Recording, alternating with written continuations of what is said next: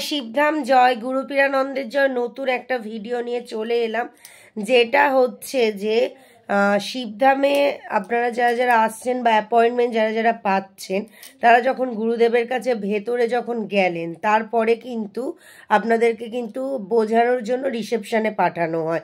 যে আপনাদের একটা স্লিপ দেওয়া হয়, সবুজ স্লিপটা, ওই স্লিপটা কিন্তু অবশ্যই যত্ন করে রাখতে হবে। একটা স্লিপ দিয়ে কিন্তু আপনাদেরকে রিসেপশনে এসে কিন্তু বুঝতে বলে গুরুদেব, এবং ভেতরে তিনি কিন্তু বলে দেয় যা যা আদেশ আসে, সেই স্লিপের মধ্যে দাগ দিতে দিতে সমস্ত কিছু কিন্তু বলে দেয়। সেটা আপনারা যারা ভেতরে গেছেন বা যারা অ্যাপয়েন্টমেন্ট পেয়ে এসছেন তারা জানেন, যারা নতুন তারা এখনো জানেন না, যখন আসবেন জানতে পারবেন।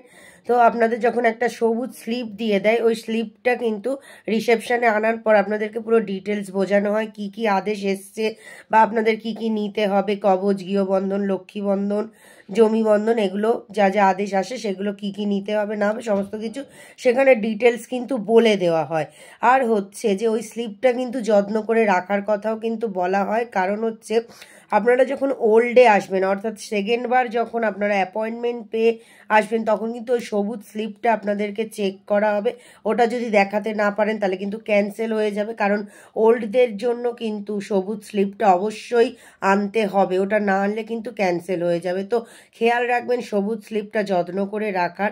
আরেকটি বিষয় আমি আপনাদেরকে ক্লিয়ার বলে দিতে চাই, যে আপনারা যখন ওল্ড অ্যাপয়েন্টমেন্ট পেয়ে আবারও আসছেন, তখন অনেকের এই প্রশ্নটি থাকে যে আমরা তো একবার ওল্ডে এসেছি, শুধু স্লিপটা অনেকে নিয়ে আসে, কিন্তু তারা ডকুমেন্টস নিয়ে আসে না। এরকমও অনেকে এসে বলেছে যে আমরা তো আগে এসেছি, আমাদের তো আর ডকুমেন্টস দেওয়ার প্রয়োজন নেই। না, যতবারই আপনারা অ্যাপয়েন্টমেন্ট পেয়ে ভেতরে গুরুদেবের কাছে যাবেন দেখাতে, কোশ্চেন করতে, কথা বলতে, তখন কিন্তু অবশ্যই আপনাদেরকে স্লিপটার সাথে সাথে কিন্তু নিজেদের ডকুমেন্টস ক্যারি করতে হবে, এবং যা যা রুলস যেভাবে আপনারা ফিল আপ করেছিলেন প্রথমে সেইভাবে ফিল আপ করতে হবে, এবং আপনাদের যে ফর্মটা দেওয়া হয় যেটা ফিল আপ করতে হবে, এবং তার সাথে কিন্তু ডকুমেন্টস অবশ্যই জমা দিতে হবে। এবং অবশ্যই দুজন ঢুকবেন যারা, দুজনেরই কিন্তু ডকুমেন্টস ক্যারি করতে হবে।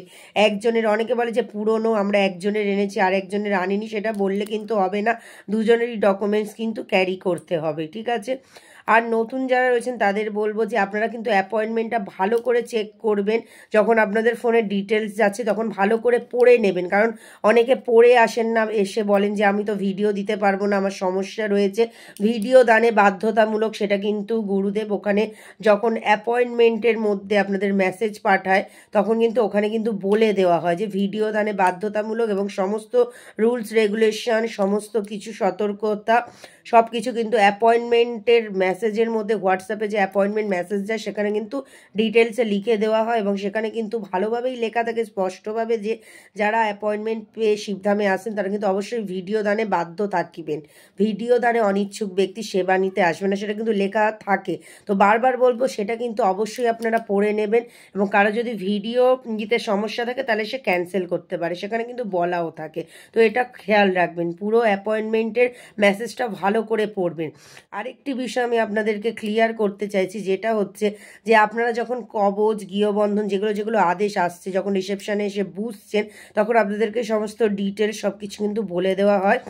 এবং অনেকের দেখা যাচ্ছে যে কেউ হয়তো একটা কবচ নিল, যে যা সমস্যা অনুযায়ী, যে হয়তো অনেকের দেখা যাচ্ছে অর্থের সমস্যা রয়েছে, তো তারা লক্ষ্মী বন্ধনটা প্রথমে নিয়ে নিল, কিন্তু কবচ, গৃহবন্ধন আর জমি বন্ধনটা তারা বললো পরে নেবে, ঠিক আছে? তো অনেকে আসে, অনেকে পরে নিয়েও যায়, কিন্তু অনেকে এটা বুঝতে পারে না, যে অনেকে মনে করে যে আমার তো শারীরিক সমস্যা, কিংবা আমার তো আর্থিক সমস্যা, কিংবা আমি শুধু গৃহবন্ধন নিয়েছি আর কিছু হয়তো আমার লাগবে না। না, গুরুদেব যা যা আপনাদেরকে বলবে সমস্ত কিছু কিন্তু আপনাদেরকে নিয়ে নিতে হবে।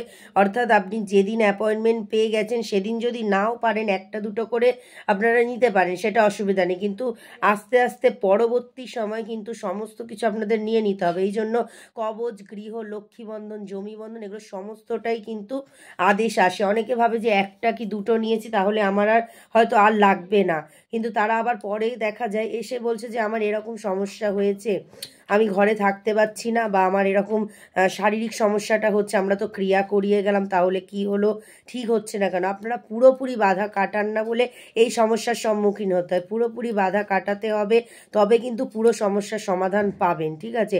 গুরুদেব যা যা বলে দেয়, যেমন আপনি হয়তো প্রথমে আমি এক্সাম্পল স্বরূপ বলে দিচ্ছি, হয়তো যেদিন এসছেন সেদিন আপনাদের হয়তো যেটা বলা হয় যে মেন সমস্যা অনুযায়ী হয়তো আপনার আর্থিক প্রবলেম বেশি, লক্ষ্মীবন্ধন করিয়ে নিয়ে গেলেন।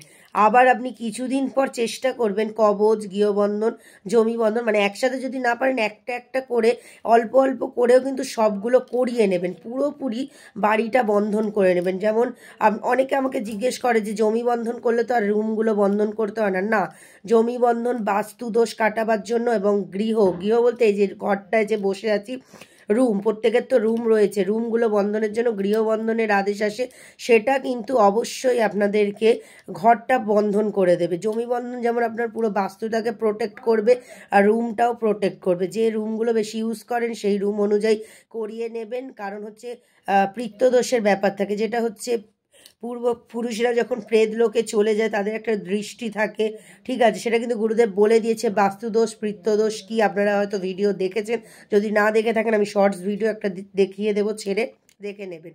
তো বাস্তুদোষ, পিতৃদোষ দুটোই থাকে বলে জমি গৃহ দুটোই কিন্তু করে নিতে বলা হয়।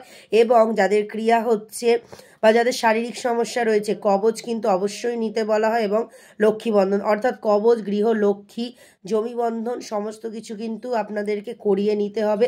প্রথম দিন যদি ধরুন একটা করলেন, তারপরে কিছুদিন পর চেষ্টা করবেন যখন আপনারা সামর্থ্য অনুযায়ী যখন পারবেন তখন কিন্তু কবচ, গৃহ, লক্ষ্মী, জমি বন্ধন সবগুলো আস্তে আস্তে একটু একটু করে সবগুলো করিয়ে নেবেন। কিন্তু মানে একটা দুটো করে করাতে করাতে আস্তে আস্তে প্রত্যেকটা কিন্তু করিয়ে নেবেন, না হলে কিন্তু আপনাদের যে ক্ষতির প্রয়োগটা ওটা কিন্তু পুরোপুরি কাটবে না। গুরুদেব সেই জন্য বলে কেন সবগুলো আপনাদের স্লিপে দাগ দিয়ে দেয়, সবগুলো আদেশ আসে বলে দাগ দিয়ে দেয়। পুরোপুরি প্রোটেক্ট যদি আপনি করতে পারেন, জমি গৃহ, জমিটা বন্ধন করলেন, গৃহটা, শরীরটা, লক্ষ্মী বন্ধন, টাকা পয়সার যে সমস্যা সেটা, তাছাড়া আরও যেসব আদেশ আসে সেগুলো যদি যা যা বলার সেগুলো যদি প্রথমে একসাথে না পারেন, আস্তে আস্তে যা যা করতে করতে সবগুলো যদি করিয়ে নেন, তাহলে আপনারা পুরোপুরি কিন্তু বাধা থেকে মুক্ত হবেন। এবং শিবধামের যা নিয়ম রয়েছে, বন্ধন তো করাবেনই, কিন্তু বন্ধনের সাথে ধামের নিয়মও মানতে হবে।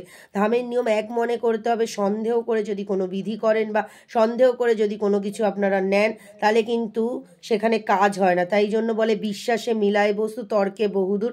তাই বিশ্বাস করে ভক্তির সাথে বাবার চরণে নিজেকে সঁপে দিতে হবে, তবেই গিয়ে কিন্তু পুরোপুরি ফল পাবেন। এমনও মানুষ আছে যারা হয়তো শুধু বন্ধন নিয়ে গেল কিন্তু মনে বিশ্বাস নেই, সন্দেহ, তাহলে কিন্তু তাদের সেইভাবে কাজ হবে না।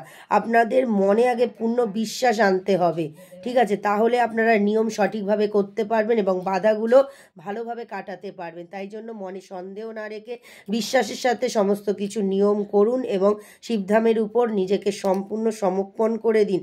তাহলে নিজেরাই বুঝতে পারবেন যে শিবধাম কি। শিবধাম সত্যের ধাম।